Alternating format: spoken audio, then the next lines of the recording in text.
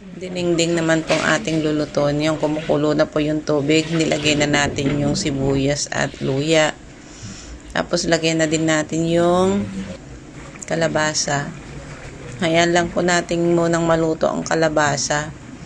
Pagka po naluto na, tsaka po natin ilagay yung sabay-sabay na po okra, yung sitaw, yung sigarilyas at yung bunga ng ampalaya.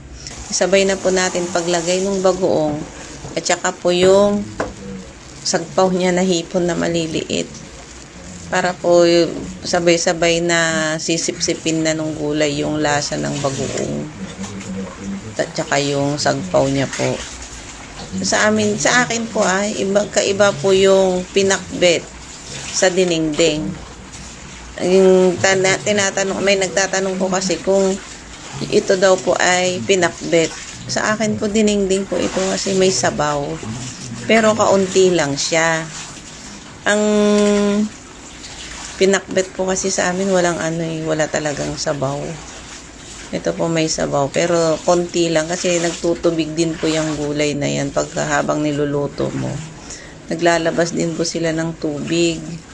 Kaya kung damihan nyo po ng tubig, maglalawa po ang tubig niyan, nawawala po yung lasa ng gulay. Ayan po, dagdagan natin ng nipon na maliliit kasi kakaunti po yung una kong nilagay. Ayan, okay na. Pagka naluluto na pong ganyan, hinahalo ko kasi para po yung kalabasa ay umano dun sa sabaw. Mas masarap po, manamis-namis po ang sabaw gawa nung may ampalaya siya. Ayan, lagay na po natin ang saluyot.